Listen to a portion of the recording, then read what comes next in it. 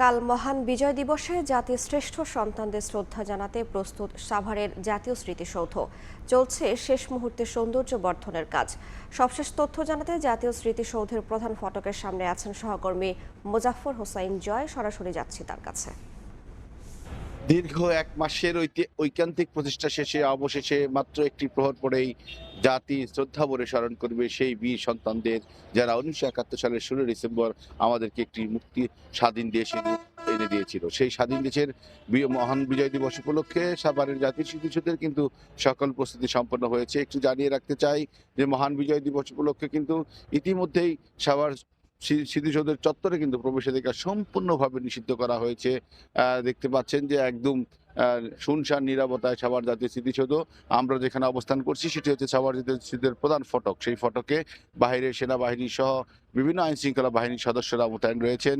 ইতিমধ্যেই সৌধ মিনারকে ঝকঝকে তকতকে একদম পরিপাটি করে পবিত্রতার সাথে প্রস্তুত করা হয়েছে, যাতে কিনা 16 ডিসেম্বরের যে প্রথম প্রহর সেখানে সেই সময় জাতির যে জাতির পক্ষ থেকে রাষ্ট্রপতি, প্রধান উপদেষ্টা সহ উপদেষ্টা মণ্ডলীর সদস্য, বিদেশি কূটনীতিকবর্গ সহ বিভিন্ন রাজনৈতিক দলের অঙ্গ সংগঠনের নেতৃবৃন্দরা কিন্তু এই শ্রদ্ধা নিবেদন করবে জাতির বীর সেনানীদের।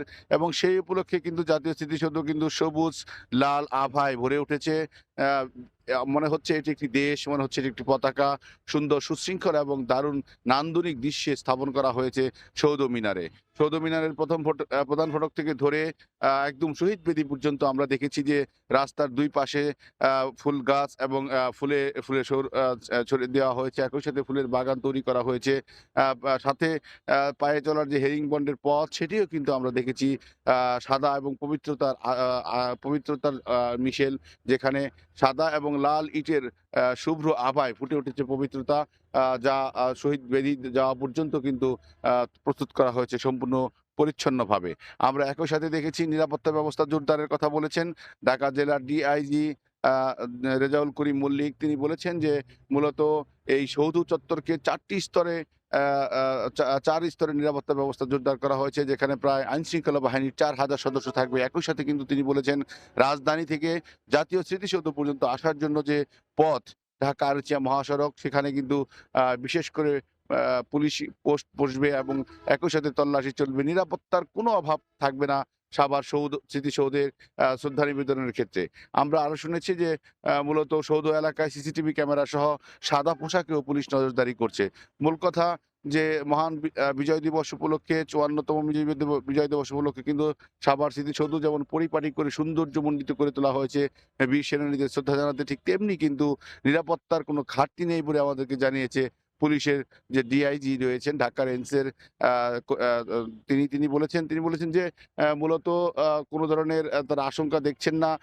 খুব সুন্দরভাবে জাতীয় স্মৃতিসৌধে পুষ্পস্তবক অর্পণের মধ্য দিয়ে জাতি 54তম বিজয় দিবসের উদযাপন করতে যাচ্ছে। জানিয়ে রাখতে চাই মূলত আমিনবাজার থেকে জাতীয় স্মৃতিসৌধ পর্যন্ত যান চলাচলের ব্যাপারে কিন্তু ট্রাফিক ব্যবস্থাপনাও জোরদার করা হয়েছে। ট্রাফিকের পক্ষ থেকে জানানো হয়েছে যে তারা সর্বোচ্চ শ্রম দিয়ে এই মহাসড়কটিতে যান চলাচল স্বাভাবিক রাখবেন। সাভার জাতীয় স্মৃতিসৌধে কিন্তু 84 একর জমি জুড়েই কিন্তু আপনার সবুজ এবং লালের মিশেলে কিন্তু মহান বিজয় দিবস উদযাপনের সকল প্রস্তুতি ইতিমধ্যে সম্পন্ন হয়েছে। আর মাত্র একটি প্রহর, তারপরে জাতি শ্রদ্ধাভরে স্মরণ করবে সেই বীর সেনানীদের, যারা 1971 সালে দেশের স্বাধীনতা ছিনিয়ে এনেছিল এবং একটি বিজয় উপহার দিয়েছিল। সাভারের জাতীয় স্মৃতিসৌধ থেকে বিজয় দিবসের প্রস্তুতি সম্পর্কে আমার কাছে এই ছিল সর্বশেষ তথ্য। সরাসরি যুক্ত ছিলাম সাভারে।